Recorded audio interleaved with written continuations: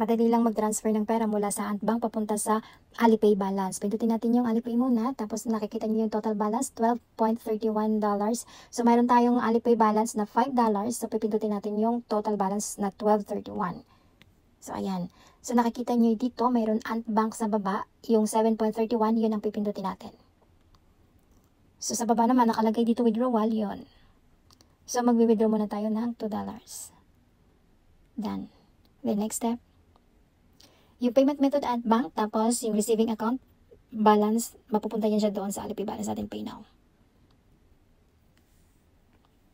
Processing, hintayin na lang natin. So, completed na. Pindutin natin yun para mabilis tayong makabalik dito sa main menu. So, may nakikita na kayo dito na Alipay balance natin is $7.